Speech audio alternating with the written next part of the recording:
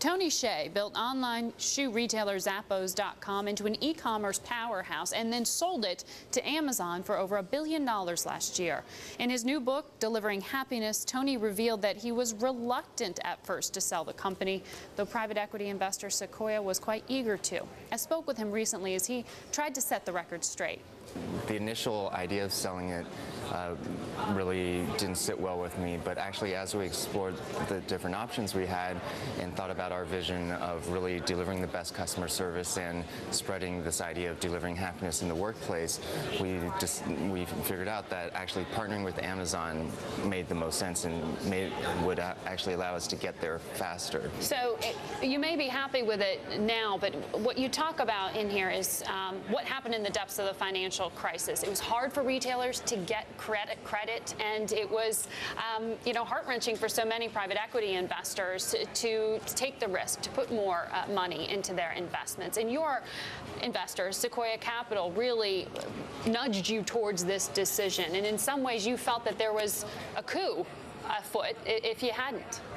I think the way it was stated in certain press was probably a bit overstated. We were not forced in any way to do anything. Really, for us, it was a decision between do we choose a slower growth path or a faster growth path under the Amazon umbrella, and we decided that a faster growth path was a win-win for everyone. It was a win for our investors from Sequoia, it was a win for our employees, and ultimately it's a win for Amazon as well. Yeah, I think we have a statement that you released at the time when it was rumored that you would be selling, but you didn't necessarily want to be. And you said that no one's being forced to. The articles and rumors of Sequoia forcing us to sell are simply not accurate. That's right. But that's not the full story, right? I mean, you were being pushed to do this. Why did you choose Amazon? Why was that the right decision?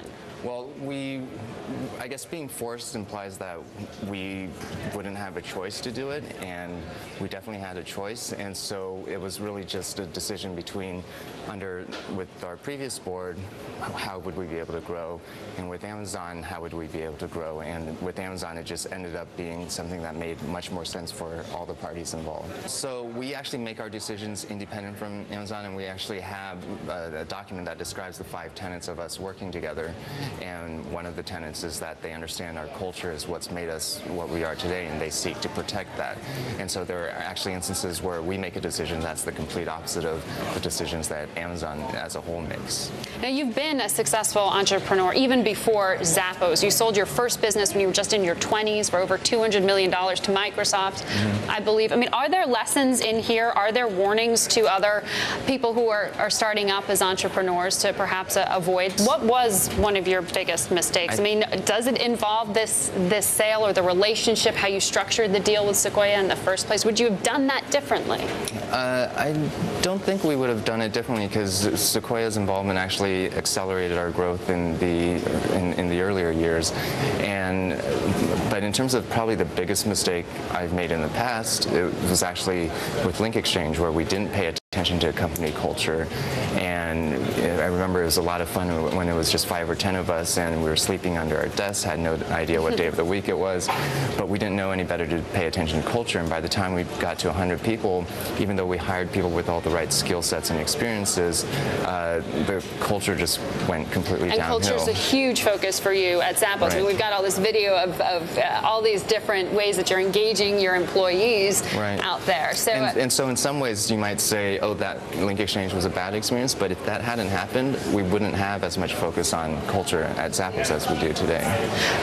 Do you think that you perhaps overweight that in this experience? I mean, that there had been concerns that perhaps you were spending too much time or too much money encouraging culture and enjoyment of your employees in the workplace. What they found from the research actually surprised them, and one of them was that great companies all had strong cultures and strong values, and it actually didn't matter what the values are. What mattered was that they had them and they committed to them. And so we formalized the definition of our culture into 10 core values, and we actually interview people for those values independent of their specific job experience and technical ability. We have to leave it here, but I want to ask you one specific thing when you're talking about that. Is it true that you give your employees the option to quit and financial incentive to quit? It is true. At the end of the first week on the job, we offer employees a bonus of $2,000 to quit and leave the company. It's a standing offer until the end of the training. And that actually, you think, helps them stay? Yeah, what we find is even employees that don't take the offer, when they come back into the office on Monday, are that much more engaged and committed, and really it forces them to think about, is this a company whose culture is a match for them?